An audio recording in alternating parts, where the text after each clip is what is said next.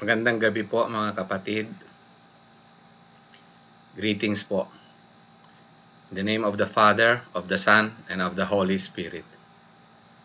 Pagpalain po kayo ng Panginoon, ang biyaya po ng Panginoon ang sumasa inyo sa atin pong pakikinig ng mga salita ng Diyos. I'm looking forward by God's grace, God willing, na dito po sa topic natin na Thy kingdom come, Thy will be done on earth as it is in heaven. Loobin ng Panginoon magawa po ito sa loob ng 3 sessions.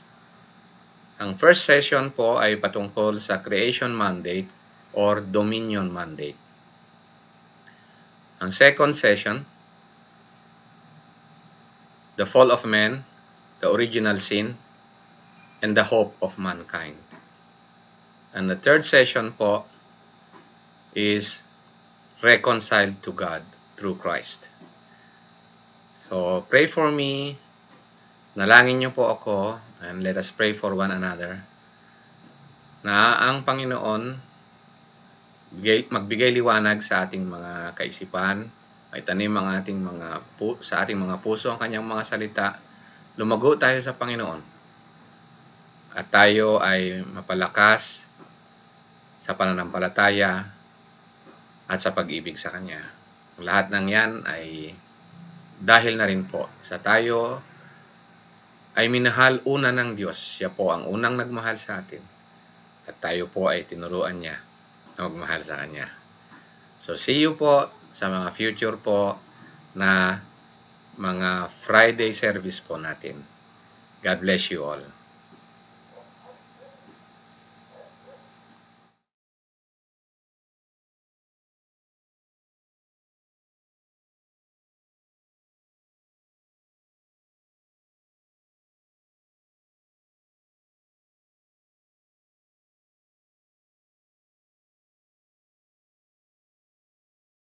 Greetings po.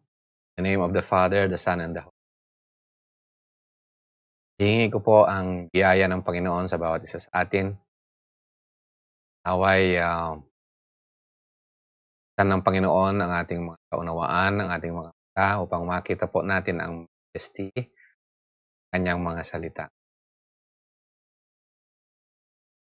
Salamat po sa inyong panahon sa araw na ito. At thank you rin po sa inyong mga prayers po na maraming mga nanalangin para po sa ating pag-aaral ng mga salita ng Panginoon. So ito po ay katuloy sa series ng ating pag-aaral sa The Lord's Prayer, sa version sa Luke chapter 11. Teach us to pray. And he said unto them, when you pray, say, Our Father, which art in heaven, hallowed be thy name. Thy kingdom come, thy will be done, as in heaven, so in earth. Give us this day our daily bread, and forgive us our sins, for we also forgive everyone that is indebted to us. And lead us not into temptation, but deliver us from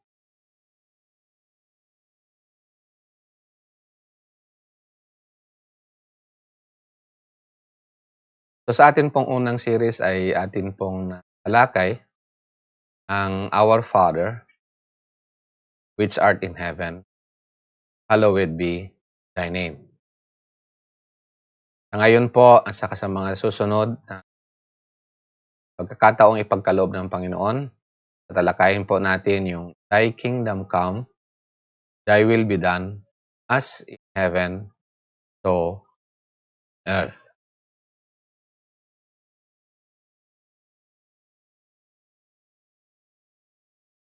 Kasalukuyan po ngayon, iba't iba ang pananaw ng karamihan tungkol sa Diyos. Higit sa lahat, within Christianity, may mga nagtuturo na po na katulad nitong sa screen ngayon. Ang sabi dito, no, a man without God is a man A God without man is nothing. Ito po yung parang summary lang nung Marxist view ng patungkol sa Diyos. Ang sabi nila, ang Diyos ay invention lang ng tao. Ito ay isang parang uri ng drug o dope o isang opium lang ng tao. Kailangan ng tao ang Diyos. Kaya, at hindi lamang po yan ang impact pa nito sa maraming mga iglesia ngayon itinuturo na Diyos ang siyang nangangailangan sa tao. Diyos ang nangangailangan ng pagmamahal. Yun po ang maraming katuruan ngayon and nakakalungkot po na narinig katuruan ngayon. Marami ang nagtuturo na para bang ang Diyos pa mismo ang nagmamakaawa sa tao upang maligtas lamang ang tao. Mamakaawa ang tao kasi ang Diyos kako sana kasi God is love at kung wala ang tao, wala siyang happiness, parang gano'n. O bumabaligtad ang kalagayan tuloy, no? Ang Diyos po ay walang pangangailangan. Kaya sabi ni isang theologian na famous, si A.W. Tozer, the problem of why God created the universe still troubles thinking men. But if we cannot know why, we can at least know that He did not bring His worlds into being to meet some unfulfilled need in Himself. As a man might build a house to shelter him against the winter cold or plant a field of corn to provide him with the necessary food, the word necessary is wholly foreign to God. God is complete in Himself. Wala po siyang pangangailangan. Kahit nung wala pa tayo, wala pa ang creation, from the beginning, simula't simula pa, siya ay Diyos na. God is from eternity, God is eternal. Complete po siya in Himself. Kaya niya lamang po nilikha ang lahat ng bagay according to His own pleasure. So, ito po ang katanungan natin. Why did God create the heavens and the earth? What was His purpose in creation? There was no need in God, and His being and His life is from all eternity were complete. Sa Revelation 4:11, sabi rito, Thou art worthy, O Lord, to receive glory and honor and power.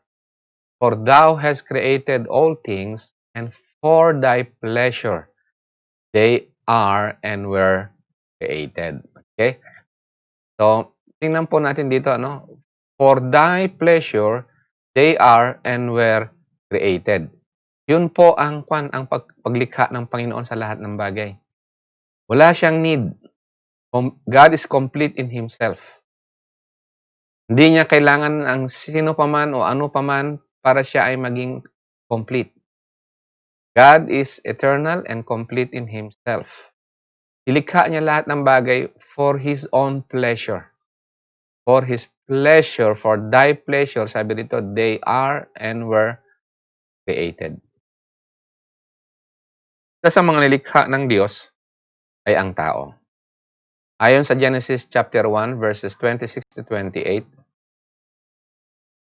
Then God said, Let us make man in our image, after our likeness, and let them have dominion over the fish of the sea, and over the birds of the heavens, and over the livestock, and over all the earth, and over every creeping thing that creeps on the earth.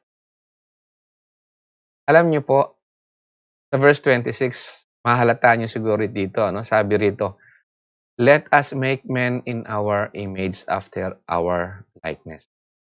May kausap ang Panginoon, may kausap ang Diyos. This is a communication within the Trinity. Hindi po anghel ang kausap dito. This is a communication within the Trinity. At dito po sa verse 26, sa mga nakaraang verses, whenever God creates, wala itong dialogue na ito na let us make, for example, birds, or let us make fish. Wala po yan. Dito lang sa verse 26 meron. And I believe in my heart na sa verse 26 na ito, sa communication na ito, is in pleasure, nag-usap ang triune God. God the Father, God the Son, and God the Holy Spirit. In pleasure, nag-usap sila. Then God said, let us make men in our image, after our likeness. And let them have dominion over the fish of the sea, over the birds of the heavens, and over the livestock, and over all the earth, and over every creeping thing that creeps on the earth. Yan ay sa verse 26. Tapos doon sa verse 27, and so, ayan, nakita nyo, and so, God created man in His own image. In the image of God, He created him. Male and female, He created them. God blessed them. God said to them, be fruitful and multiply and fill the earth and subdue it and have dominion over the fish of the sea and over the birds of the heavens and over every living thing that moves on. Dito po makikita nyo rito, yung konsepto ng creation mandate or dominion mandate or stewardship mandate. Balik po tayo sa verse 26. Nung nag-usap ang triune God, and so parang exciting or very pleasurable, parang ganun sana ang kanilang pag-uusap. Sabi rito dati na nilang napag-usapan na let them have dominion. We will create them in our likeness and let them have dominion. So, pleasure ng Diyos na likhain ang tao in the image of God and to give dominion. Bigyan ng kapangyarihan o rule ang tao over every living thing, over all the earth, to subdue it. Okay? Dito naman sa sa fill the earth, ito po yung much more related siya sa tinatawag na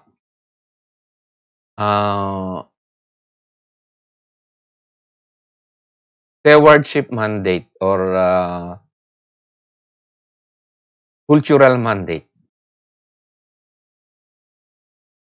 Okay, tingnan po natin ang sinasabi ng Psalms chapter 8 patungkol po dito sa pleasure ng Diyos na nilikha ang tao in His image at saka binigyan ito ng mandate. Okay? Sa Psalms chapter 8, verses 3 to 9, when I look at your heavens, the work of your fingers, the moon and the stars, which you have set in place, what is man that you are mindful of him, and the son of man that you care for him? Yet you have made him a little lower than the heavenly beings, and crowned him with glory and honor. You gave him dominion over the works of your hands. You have put all things under his feet, all sheep and oxen, and also the beasts of the field, birds of the heavens, and the fish of the sea, whatever passes along the paths of the seas. O Lord, our Lord, how majestic is your name in all the earth. Maaaring tatanungin nyo siguro, ano ba ang down to earth na konsepto nung ang tao binigyan ng dominion over the works of God? Ito po ay simple illustration lang, and I hope makuha nyo ang ibig sabihin dito ng ano yung dominion na yan, mas ano yung pagkalikha ng tao in the image of God, and then yung tao binigyan ng dominion mandate. Meron ba kayong nakakita na kayo lahat siguro, naniniwala ako nakakita kayong lahat ng aquarium? Well, parang yung aquarium lang na pangbahay. Okay? So, merong alaga na isda doon. So, tao, kaya niyang mamili, manghuli, mag-alaga ng isda, special na mga isda, para ilagay sa aquarium. Ang isda, hindi binigyan ng dominion na katulad ng tao na yung isda sana, siya yung nasa labas ng aquarium at yung tao nasa loob ng aquarium. Yun lang po ang simpleng illustration ko. Isipin niyo po yung pagkakaiba ng tao sa hayop. Ang laki po ng diferensya, di po ba? So, patuloy po tayo at hopefully maunawaan pa natin kung ano yung man is created in the image of God. Dito po sa dominion mandate na ito, kasama po rito yung concept na ang tao ay siya ang vice regent. Ang meaning po niyan, ang vice regency describes humankind's relation to the creation. Ang dictionary po .com definition ng vice regent is a person who acts in place of a ruler, governor, or sovereign. So tayo po, in other words, itong nilikha ng Diyos on earth, ay ginawa tayo ng Diyos na kingdom trustee. The kingdom of God on earth. Tayo ay ginawang kingdom trustee. Stewards po tayo. Pinagkatiwala sa atin ng Diyos ang kanyang mga nilikha. Na maliban sa tao, binigyan tayo ng Panginoon na mandate over all the other created beings. No? Even over all the earth. Hindi po binigyan ang tao ng mandate to have dominion doon sa kapwa niya tao.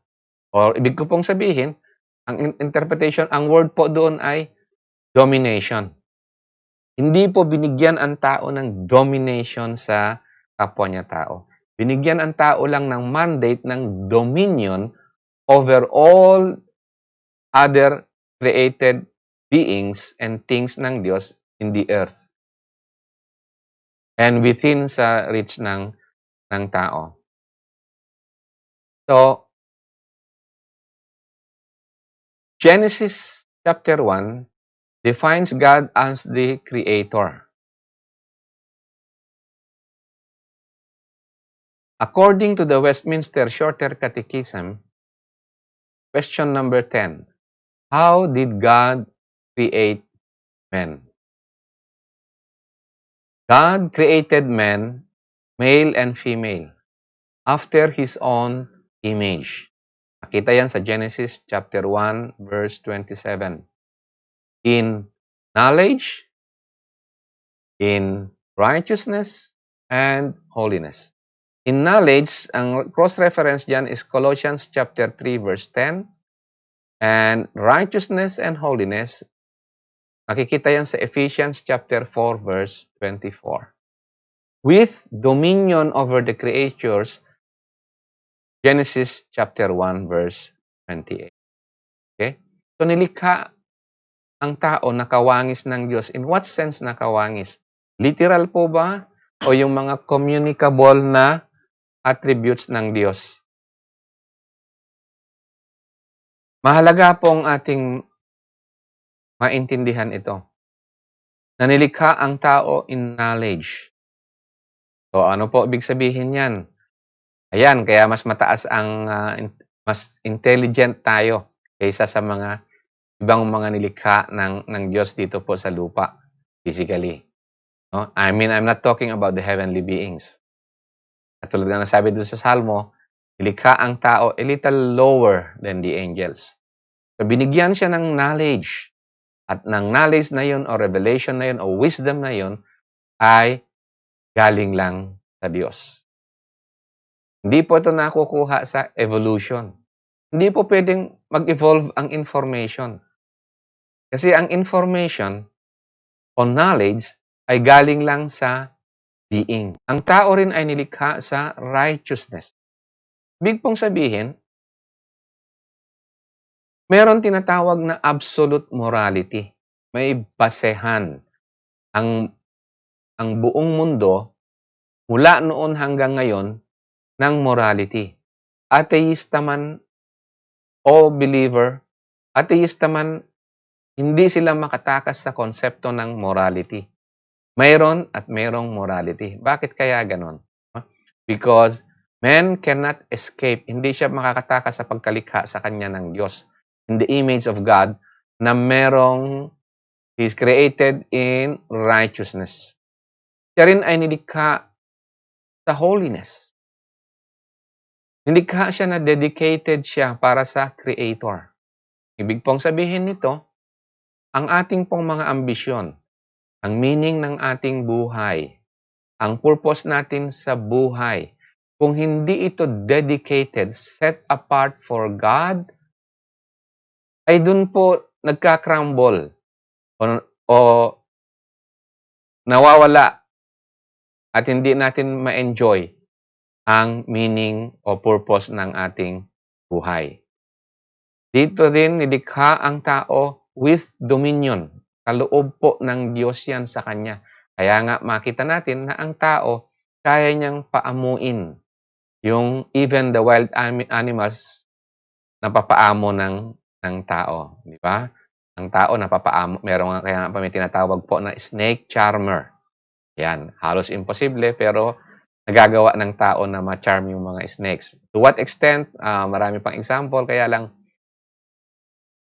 we shall stop here sa atin pong discussion patungkol dito. No? Ito pong pagkalikha ito ng tao can be illustrated in a diagram na hango po sa tinatawag na Van Tillian diagram at na-modify ko lang po to add some of my illustrations. Dito po sa Van Tillian diagram, you can see po dito sa dalawang circle, the big circle na blue, it represents the triune God, the God of the Bible. And the smaller circle po dito under the big circle is the creation. So, ang creation, kinukuha niya ang meaning and purpose and pati knowledge galing lang sa kanyang creator. Ang creator siya ang origin of standard for all life. So, ang creation at sa tao, kung sa tao, nakatingin siya sa Diyos. Sa lahat, titingnan niya ang Diyos na siya ang ultimate na basehan ng lahat ng standard for all of life. Nakatingala siya. Parang ganun sana under illustration. So, ang Diyos ang nagbibigay ng faith sa tao at ang tao sasabihin niya, yes Lord or Amen Lord. Faith, dito ibig pong sabihin, is conformance to the Word of God. Kasi nga, ang Diyos ang origin of standard for all of life. Sa Kanya galing. And ibinigay yun ng Diyos, ni-reveal niya sa atin yun sa Kanyang mga salita, and we say, Amen. Binigay ng Diyos ang standard for all of life o ang faith, ang pananampalataya sa tao, because man is created for the purpose na he is given the mandate, and man as a kingdom trustee, as a vice regent of God, as a kingdom trustee, man under God will work. Gagawin niya po yung kanyang responsibilidad na ibinigay ng Diyos sa kingdom of God, na ang gagamitin niyang manual o standard is the Word of God. Sa lahat po ng kanyang lalakaran sa pagkalikha sa kanya ng Diyos sa lupang ito. So, ang wide na application nun, dito po sa next na diagram, makikita natin dito na ang creation mandate, dominion mandate, or stewardship mandate, i-apply yan ng tao. Hindi lang sa pag-manage niya ng lupa at lahat ng bagay na nasa lupa, minerals, metals, at iba pa, hindi lang sa pag-manage niya sa mga ibon, sa mga isda, at sa mga nilikha sa ibabaw ng lupa. Kung hindi ang creation mandate o dominion mandate or stewardship mandate ay i-apply niya rin sa family, sa church, sa kanyang ekonomiya, sa kanyang education, at saka sa kanyang bansa. This is man under God as a kingdom trustee. Balik po tayo sa unang diagram kanina. So, ang tao ay kukuha ng revelation sa Diyos. Meaning to say, binigay na sa atin ng Diyos ang standard, ang revelation, which is the Bible, na siya po ang kukunan natin ng conformity. Siya ang pinaka-standard for all of life. For all of life, sa family, sa church, sa economy, school, state, and so on. Saan pa pwede i-apply na mas malaki o mas maliit. So again, uulitin ko, according sa pleasure ng Diyos, nilikha ang tao. Given a mandate. Binigyan siya ng dominion mandate as a man under God. A kingdom trustee. Kingdom trustee siya. Steward siya ng Diyos. Sa mga assets ng Diyos. Sa nilikha ng Diyos. Defined by God, kung ano yung mga nilikha na yon, na ang tao ang kanyang trustee. Meron po tayong nababasahin na ilang article, about 6 slides po ito, so bear with me. Para po i-put across ko ang message nitong creation mandate na ito. According to sa research ng answersingenesis.com at saka sa marami rin pang mga materyales ng history, ang Harvard, Yale, o Princeton, or Oxford universities, ito po ay itinayo ang mga ito na ang foundations po ng mga institutions na ito ay Christianity. Basahin po natin ang ilan dito sa article.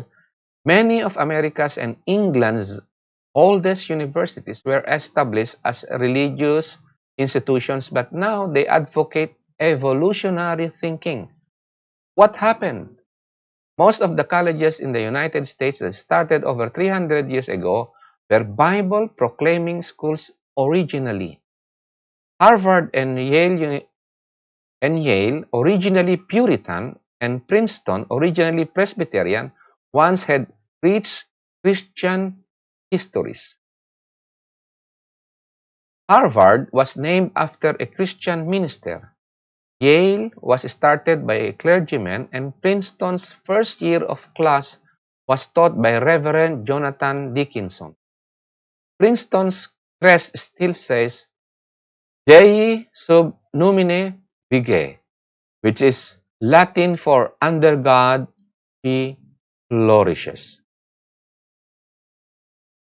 So what happened to cause so many schools to abandon their Christian roots? Accepting a naturalistic worldview and compromising scripture were the first cracks in these universities' Christian foundation. These cracks led to the collapse of their Christian heritage. Once Christians begin adopting a naturalistic view, including evolution or Earth history over millions of years, it didn't take long for the rest of their faith to come crumbling down. They had given up the Bible as their starting point and had accepted naturalistic science instead.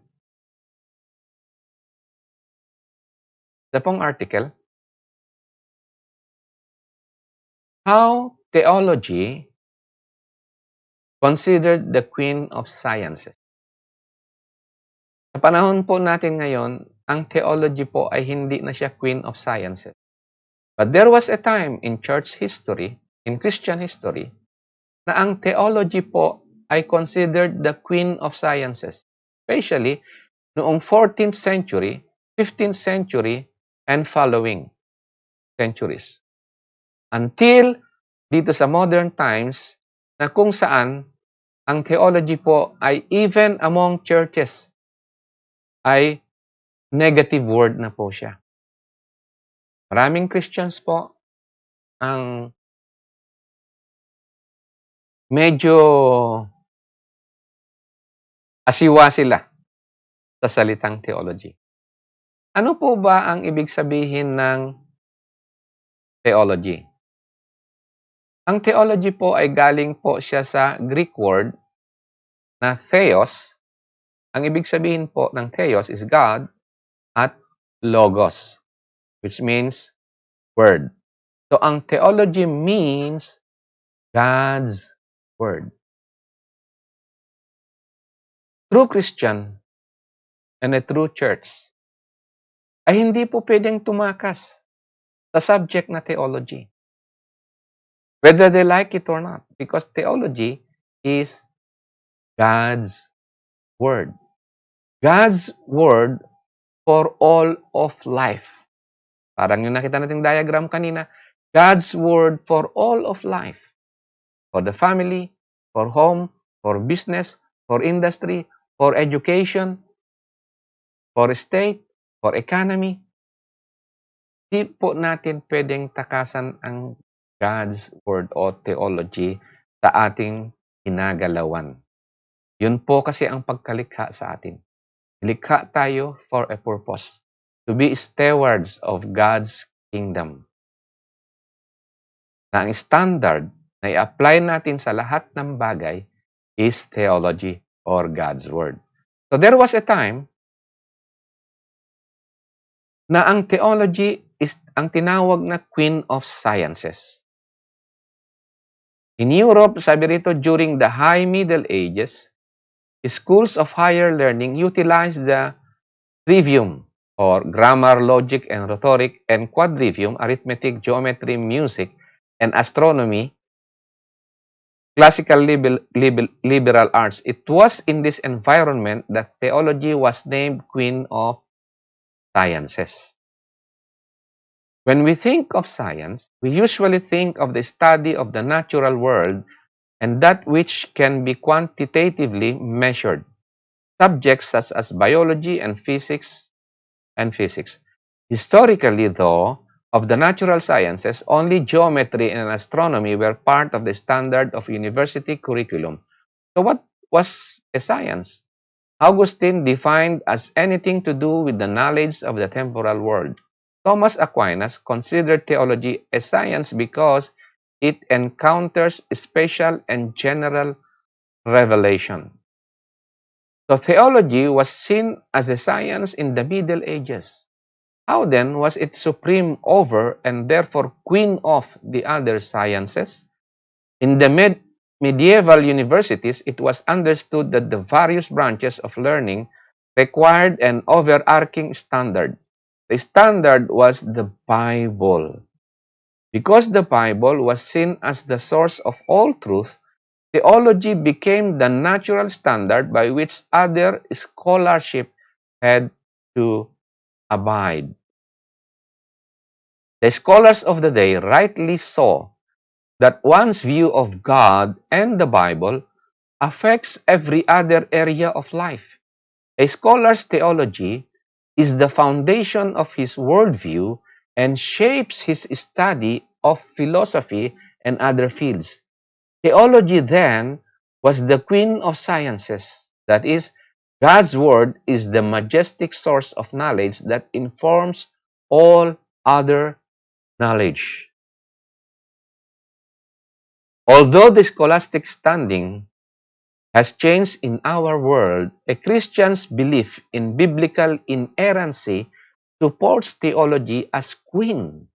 The Bible warns us to avoid the opposing ideas of what is falsely called knowledge. 1 Timothy chapter 6 verse 20. Rather, we should strive to correctly handle the word of truth. 2 Timothy chapter 2 verse 15. Theology truly is the starting place for learning. The fear of the Lord is the beginning of knowledge. Proverbs chapter 1 verse 7. I hope meron po tayong nakuha na karagdagan po sa ating pananaw, sa ating role, sa ating pamumuhay dito sa Kingdom of God. Original plan po ng Diyos. Nilikha ng Panginoon ang lahat ng bagay for His own pleasure. Nilikha niya ang tao dito sa mundong ito at ginawa niya itong kingdom trustee. Sa Tagalog po, ginawa siyang katiwala ng Diyos. Katiwala ng Diyos sa kanyang kaharian. At sa ibinigay na rule o dominion na ibinigay sa tao, He has dominion over all the creation of God dito po. But, hindi siya binigyan ng domination over his fellow men. Binigay din po sa tao, lagay sa puso ng tao, from the beginning, ang batas ng Diyos, na kung saan nilagay sa puso ng tao ang love for God, ang love for his fellow men, sa kanyang pagganap po bilang citizen of the kingdom of God. As a kingdom trustee, ang tao po binigyan ay nilikha siya kakusana in the image of God. Likha siya in knowledge, in righteousness, in holiness.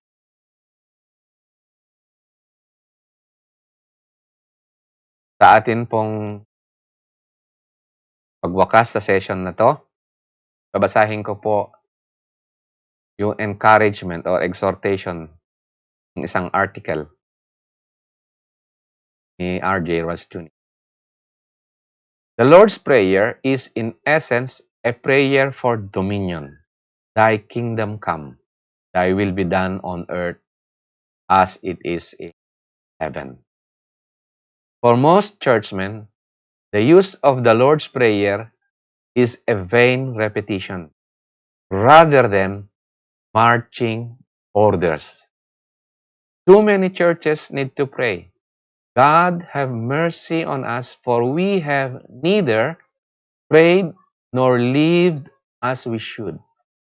We must seek God's dominion over ourselves and our world with our heart, mind, and being. We must recognize that no church is truly Bible-believing if it rejects God's dominion and our calling in Him to bring all things under His dominion, beginning with ourselves. Let us pray. Heavenly Father, maraming salamat po sa iyong mga salita, Ama. Thank you po sa liwanag na kaloob niyo, and we thank you for thy Holy Spirit na siya lamang po ang makapagtuturo sa amin, makapagbukas sa aming mga kaisipan, makapagtanim ng iyong mga salita sa amin. Multiply thy grace and thy mercies on us, Panginoon. Kami po, through Christ, by the power of the Holy Spirit, kami po ay lumakad as your kingdom trustees. You have given us mandate, O Lord. Restore us, Panginoon, through Christ, by the work of Christ, sa iyong original mandate, na lumakad kami sa iyong kalooban, sa iyong purposes, Panginoon. And so, we pray, O Lord, thy kingdom come. Thy will be done on earth as in heaven. In Jesus' name.